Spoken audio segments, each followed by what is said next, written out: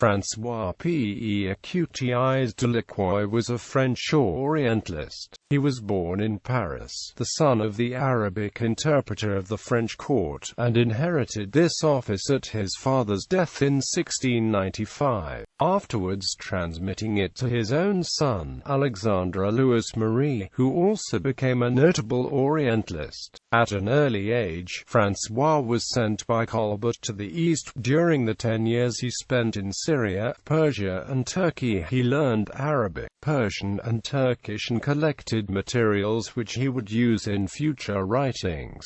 Travel in the Middle East. In 1670, Pétis, age 17, traveled to the Middle East on an extended language course as part of a program devised by Colbert to create a pool of capable foreign officials, les jeunes de langues. After a study period in Aleppo, he arrived in 1674 in Isfahan, where he stayed until June 1676.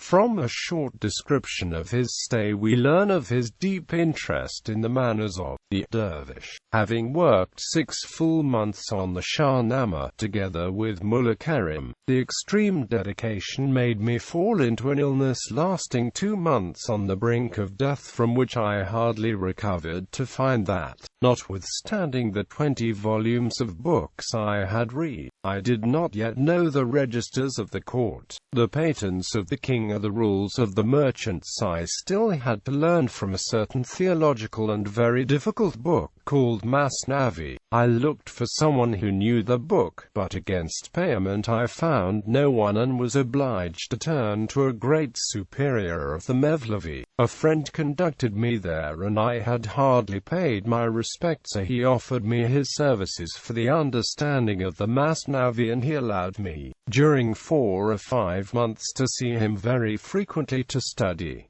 I succeeded in this study. His name was Dervish Moklas. Since he was capable of leading a party, I knew he was under observation of the court, and so I had to take my precautions. I did not hesitate to inform Monseigneur Murtaza, brother-in-law to the king, and Mirza Ali Reza, also from the king's family, and Sheikh al-Islam, the head of the law, that I only went there to read the Masnavi, which they approved. In the same description, Pétis tells of a prank played on him by his Aga, who during a visit to a Bektashi convent caused him to pose as a sheikh. I said them the father over the meat with the usual movements. After the meal I read extensively from the Quran, and I chose the chapters dealing with morals and not with Mahomet, which I explained according to the commentaries I had read. I also clarified some difficulties they had. Of course my Aga could not help making a mockery of this. He almost choked laughing and told everyone I had come all the way from France to teach the Asian Muslims the Quran. Despite the flourishing of Orientalism in France in the 17th century, and despite the fact that Antoine Galland, Barthélemy de Herbelot de Molenville and François Pétis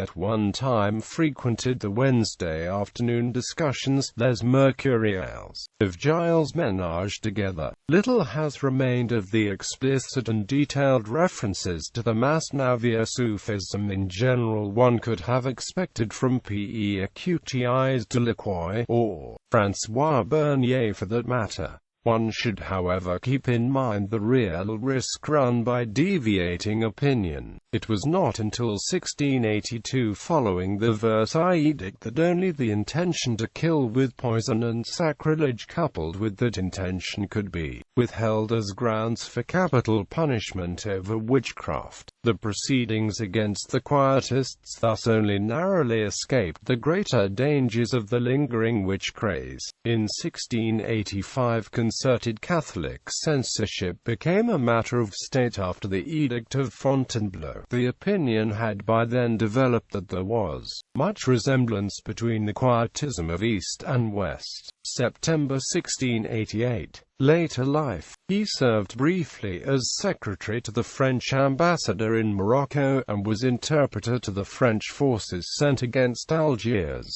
contributing to the satisfactory settlement of the Treaty of Peace, which was drawn up by him in Turkish and ratified in 1684.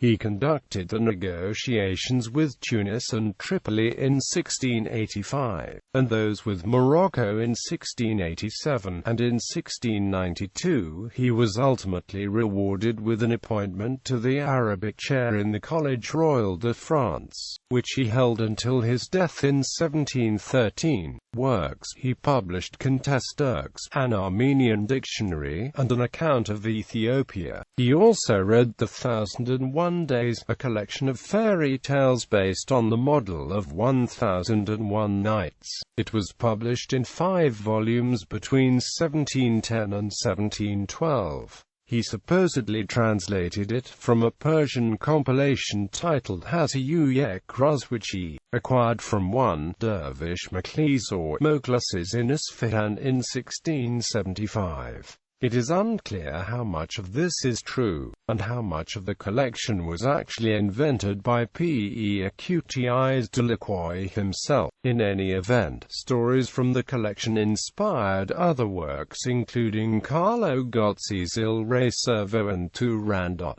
His best-known work is his French translation of Sharaf ad-Din Ali Yazdi's Zafarnama, which was published after Persian de Croix's death. Although the translation is generally well regarded, Persian de Croix erroneously identified Timur himself as the biography's sponsor, when in fact the book was commissioned by Timur's grandson Ibrahim Sultan.